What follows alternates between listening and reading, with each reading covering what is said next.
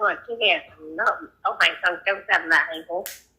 3เด็กบ่งามก็คือว่าเด้อว่าเ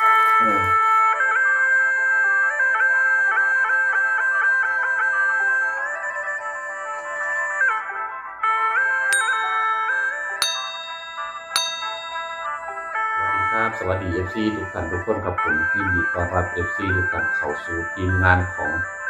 พสวัยพารวยครับ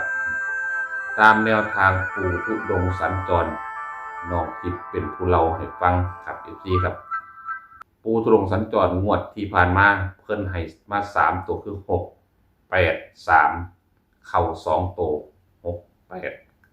6 3ครับ FC ครับผมเพราะว่าของเพิ่นให้มาคลิปเดียวหรือ2คลิปเท่านั้นครับเพิ่นสิโทรมาบอกตั้งแต่ต่อหวดแล้วก็ย้ำคือสิเป็นย้ำโค้งสุดท้ายอีกทีนึงขันหาดน้องทิพย์มีเวลาว่างน้องทิพย์ก็สิไปมาเล่าให้ฟังครับพี่ครับผมถ้า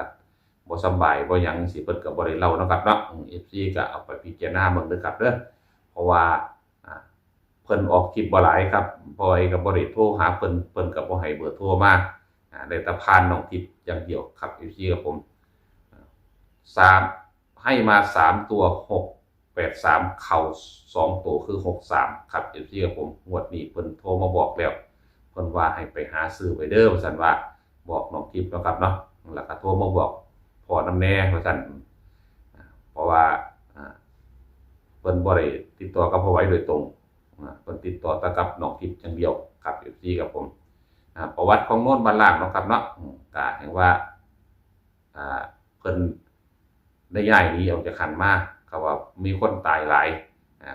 ก่อนสิได้ย้ายออกมาครั้งสุดท้ายก็คือมีคนตายท้องกลมกับพี่ครับผมพอตายท้องกลมแล้วก็ไปกวนชาวบ้านเขาอย่างเพิ่นนะครับเนาะแล้วก็บ่ได้อยู่ได้นอนบ่ได้หลับได้นอนคนย่านเบิดก็เลยพากันทยอยออกมาเรื่อยๆย้ายออกมาเรื่อยนะครับว่าก็เลยชื่อนั้นว่าชื่อโนนบ้านร่างกับพี่ซี่ครับผมผีโนนบ้านร่างมาบอกปู่ทุดงค์สัญจรประจำเพิ่นไปนั่งเอางวดนี้น้องเห็นน้องทิพย์ว่าบอกไปหาซื้อไปเลยเลขบ่งามกลับไปหาซื้อไว้ว่าซั่นว่าเพราะว่ามันบ่คือหมู่ว่าซั่นมันโตแดงจึงครึ่งว่าซั่นครับพี่ซี่ครับผมนะครับเนาะไปฟังน้องทิพย์สิเว้าให้ฟังว่าปู่ทุดงค์สัญจรเพิ่นไปนั่งเอามาผีผู้เก่าบอกมาบอกเพิ่นจังไดครับพี่ซี่ครับผม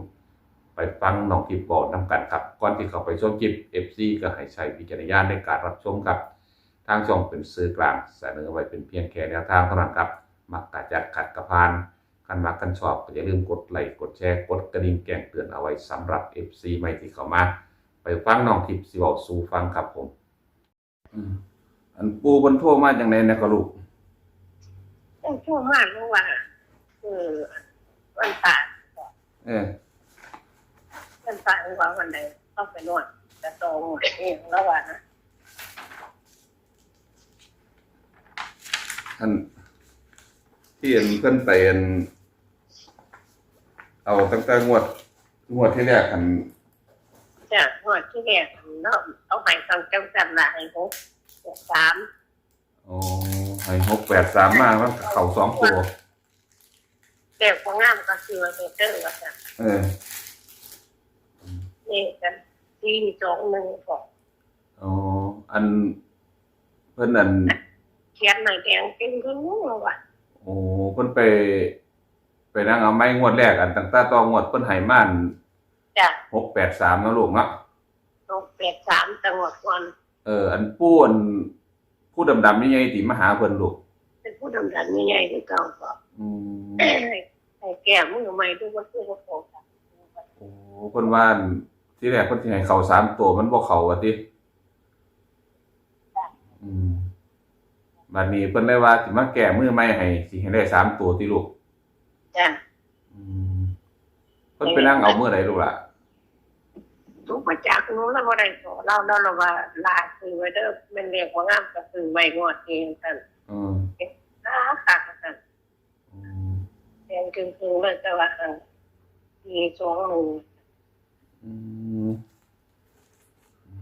ตัวเพิ่นมาเขียนให้บ่ลูกล่ะจังได๋จ้ะเพิ่นเขียนให้เลยว่าซั่น เอาเด้อว่าซั่นบ่งามก็ซื้อไว้เด้อเรียกบ่งามซื้อเด้อเพิ่นว่าว่า421โอ้421ตัวเดียวเลยจ้ะมันว่าเลขบ่งามก็ให้ซื้อไว้ว่าติบ่งามก็ให้ซื้อไว้เด้อว่าซั่นเขาว่าซื้อไว้โลดม่วนนี่ล่ะไว้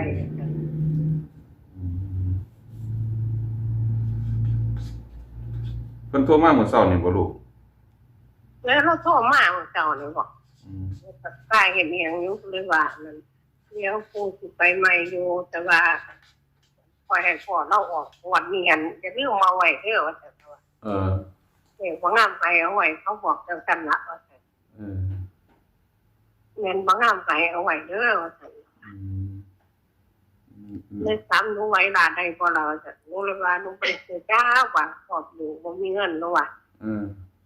หนูก็บอกเรานั่นนี่บ่ได้ซื้อโอ้หนูว่าค่าสมุดมันละจังเงินหนูว่า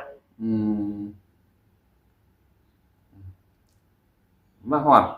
อีหลามาฮอดแตะดึกแล้วก็มาฮอดตีได้ก็ลูกโทรมาหาพ่อทีนึง2นาทีนี่ล่ะโอ้พ่อก็ค่านอนอยู่พ่อก็สลึมพอแท้โอ้มาฮอดตีนึงได้นอนจักตื่นไปลูกนอนก็คือบ่หลับนี่ล่ะพ่อเป็นกังวลกระวายจังได๋สิเห็นแล้วมันคิดหลายก็บ่จักจังได๋ก็บ่จักบ่ได้พักผ่อนนั่นแหล้วลูกมันคิดหลายมันก็เป็นจังซั่นล่ะเป็นสุ่มซ่ามจังได๋นี่ใจอีหลาคือบ่พักผ่อนก่อนลูกสิฟ้าเฮ็ดงานหยังตลอดกระเดียแท้หนูไปจังซั่นมันแล้วค่าฝนมามันสิออกทางออกมาบ่ได้ได้บ่อ๋อค่าฝนตกมันสิออกยากติจ้ะมันสิออกยาก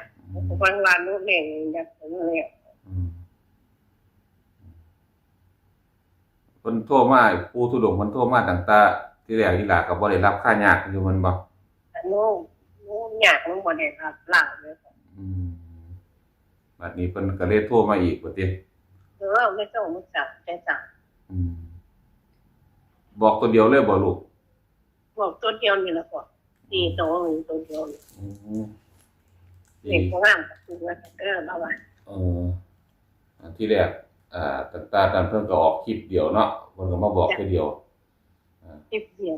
แล้วแต่คนอีกใหม่เราสิได้มื้อใดบ่ระวังเบิ่งปล่อยสิไปใหม่อยู่ดอกแต่ว่าอันนี้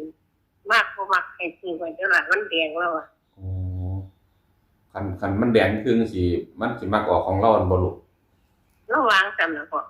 แต่2-1นี่ยาถิ่มแท้ๆต้อง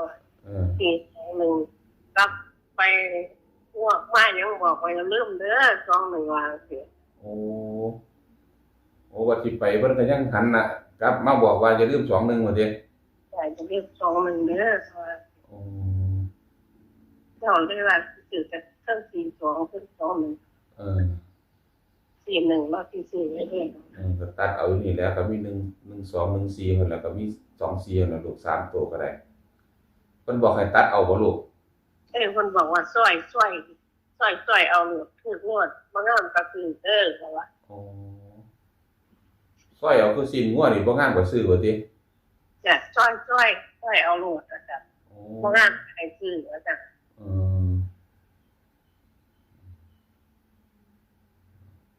น้องก็จะน้องบอกว่าซื้อแล้วจ้ะเอาควันเขาหมดจ้ะโอ้ซื้อก่อนหมู่แล้วบัดนี้ปล่อยนั้นคนผู้ใดซื้อก่อนเขาหลุดแล้วมันค่อยอย่ามันอันทีหลังบ่ลูกจ้ะก็บอกไว้คนนี้แล้วก่อนมันก็เลยโทรให้ก่อนแกงซะแล้วแกงพวกเขาก็จะได้แบบนี้